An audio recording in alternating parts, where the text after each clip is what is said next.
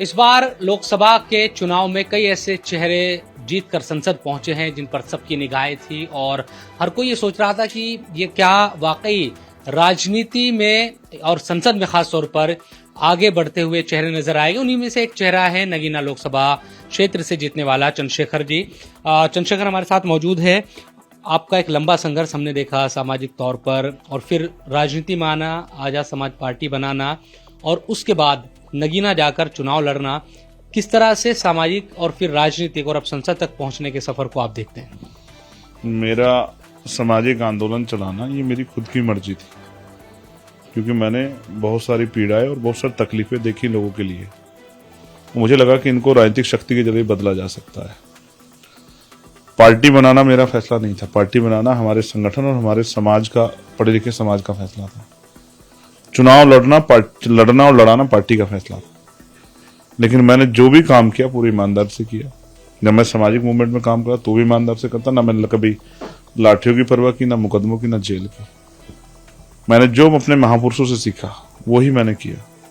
मैंने सरदार वल्लभ भाई पटेल से जो सीखा, मैंने बाबा साहब से जो सीखा, मैंने मान्यवर काशीराम साहब से सीखा, जो मैंने महामना रामसु वर्धमान जी से सीखा, जो मैंने बाबू जगदेव प्रसाद कुशवाहा और चौधरी चरण सिंह जी से सीखा, जो मैंने जनक कपूर ठाकुर, वही मैंने किया। और मैं धन्यवाद दूंगा कि मेरे पास सीखने के लिए एक बहुत लंबी कड़ी है, पॉलिटिकली, सोशली, इकोनॉमिकली, जिनसे सीख के इस देश में नए लोग भी राजनीति में कामयाब हो सकते हैं। जब आप चुनाव लड़ रहे थे, तैयारी कर रहे थे, उस वक्त ये बातें कही जा रही थी कि शायद समाजवादी पार्टी और कांग्रेस का जो इंडिया गठबंधन है, खासतौर पर जो उत्तर प्रदेश में गठबंधन, उसका सपोर्ट शायद आपको मिलेगा। कई बात तो ये थी कि अखिलेश यादव से आपकी बातचीत चले या कांग्रेस से, लेकिन बाद में अकेले आप वहां पर लड़े। तो उस वक्त चुनौतियां क्या बढ़ गई थी जब समाजवादी पार्टी भी, बीजेपी भी, बसपा भी वहां पर, और आप वहां पर चुनाव लड़ रहे हैं? अब कैसे उस चीज को देख रहे हैं? क्या समर्थन मिलता वो ज्यादा बेहतर था क्या, या अब ज्यादा कॉन्फिडेंस है? देखिए, वहां भीम आर्मी के सूरमाओं ने बहुत मेहनत की थी। आजाद समाज पार्टी के सूरमाओं ने, एक एक कार्यकर्ता, पदाधिकारियों ने बहुत मेहनत की थी। मैं चाहता था कि ये रास्ता आसान हो जाए, क्योंकि चुनाव होता है, छोटा है बड़ा हो, तो मैं देश भर में अलायंस के लोगों की मदद करा सकूं। बाकी हमें अपने ऊपर वहां भरोसा था, शुरू पहले दिन से भरोसा था, नॉमिनेशन से पहले भी और नॉमिनेशन के बाद वाले दिन भी हमें पूरा भरोसा, और आखिरी दिन तक इसमें वोट पड़े में भरोसा। और हमारा भरोसा, मनोबल ऊंचा था और हम ऊंचे मनोबल से वहां जीते, एक बहुत अच्छे मार्जिन से जीते। मैं आपको फिर स्पष्ट करूं, इसके लिए सबसे ज्यादा अगर किसी का धन्यवाद करना है तो वो डॉक्टर बाबा साहब अम्बेडकर का, क्योंकि अगर वो कॉन्स्टिट्यूशन में ये व्यवस्थाएं ना करते तो शायद मेरे जैसे प्राइमरी स्कूल के हेडमास्टर के बेटे को ये सीख और अवसर नहीं मिलते कि वो भी संसद का सदस्य बन पाता। फिर उस लेगेसी को काशीराम जी ने आगे बढ़ाया, और अभी इन दोनों महापुरुषों के सपने अधूरे हैं। बहुजन महापुरुष जो हैं, जो फूले, साहू, पेरियार, अम्बेडकर, काशीराम जी, उन सबके सपने अधूरे, उनको पूरा करना भी उनकी आने वाली पीढ़ियों की जिम्मेदारी है। वही काम हम लोग कर रहे हैं।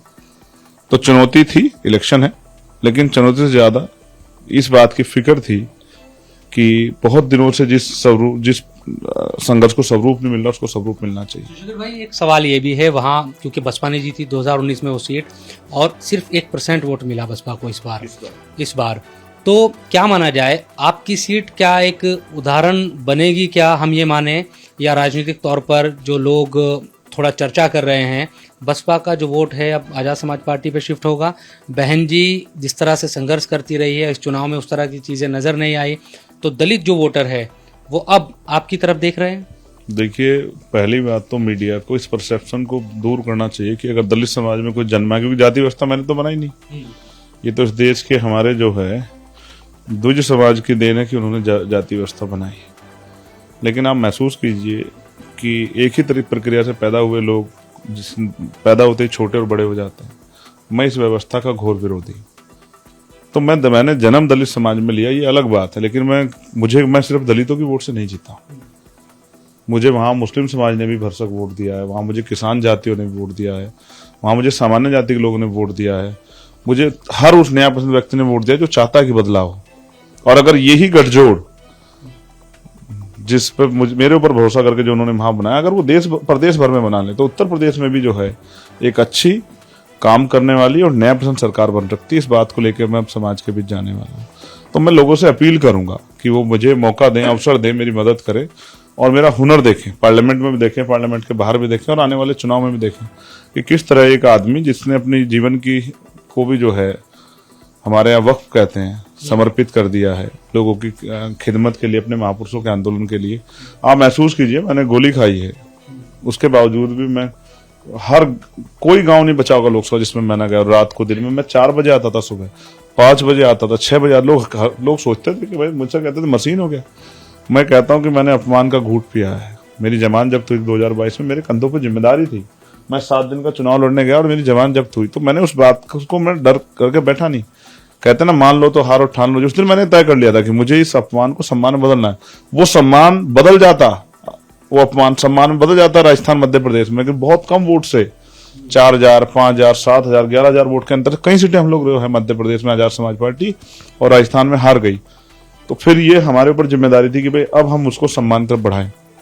तो भीम आर्मी के कार्यकर्ताओं ने, आजाद समाज पार्टी के नेता कार्यकर्ताओं ने बहुत मेहनत की और वहां के हर वर्ग का सहयोग हमें मिला, जिस वजह से हमने बहुत अच्छे मार्जिन से चुनाव जीता। अभी 2 गठबंधन है, एक एनडीए एक इंडिया गठबंधन, और आप लोग निर्दलीय, या आप तो अपनी पार्टी से जीते हैं लेकिन उनको निर्दलीयों में ही लोग शुमार कर रहे हैं।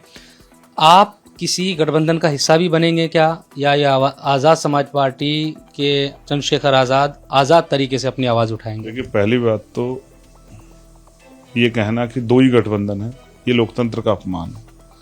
ये गठबंधन जो हैं ये कितने दिन रहेंगे और ये कैसे गठबंधन है जो मध्य पंजाब में अलग अलग लड़ रहे हैं एक दूसरे के खिलाफ हैं? ये आप और इधर बंगाल में लड़ रहे हैं, वैसे आप इकट्ठे हैं, फिर बंगाल में आप अलग अलग लड़ रहे हैं दूसरे पार्टी, और कांग्रेस दिल्ली में शायद अलग भी हो गए।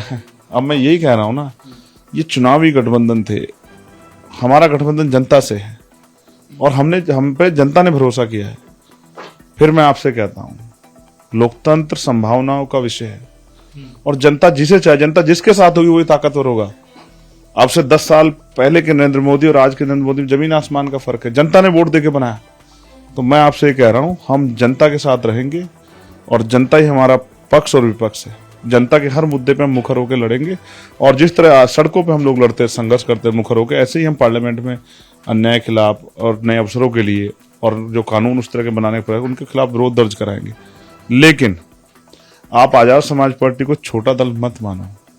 इसलिए मत मानो कि अगर आप विधायकों और सांसदों की तुलना करना चाहते हो तो बहुत सारी ऐसी पार्टी होंगी क्षेत्र जिनका एक भी सांसद नहीं होगा, लेकिन आजाद समाज पार्टी का सांसद है। और उसके बाद 3-3, 4-4% वोट हमें बिहार में, मध्य प्रदेश में, राजस्थान में मिला है और उत्तराखंड में मिला है। तो बहुत जल्द आप देखना आजाद समाज पार्टी रफ्तार पकड़ने वाली है। लड़ेंगे लगातार हाँ लड़ेंगे, और इसलिए तो पार्टी बनाई है। 5 साल में आप देखना, आपको नहीं पूरे देश के मीडिया को आजाद समाज पार्टी का नाम याद होगा और कोई ऐसा प्रदेश नहीं बचेगा जहां उनके एमपी एमएलए ना हो। और वो एमएलए कमजोरों की आवाज बनेंगे। अगर कोई जाति के आधार पर, धर्म के आधार पर किसी को सताएगा, हिंसा करेगा, तो उसको जवाब देने के लिए भीम आर्मी आजाद समाज पार्टी के लीडर वहां रहेंगे। आप मेरी बात को याद रखना। शुक्रिया बात करने के लिए। तो चंद्रशेखर आज़ाद जो नगीना से चुने गए और उनका यही कहना है कि तेवर जिस तरह से सड़कों पर नजर आए उसी तरह के संसद में भी तेवर नजर आएंगे। कैमरा पर्सन प्रवीण के साथ इंडिया टीवी के लिए दिल्ली से मैं शुएब।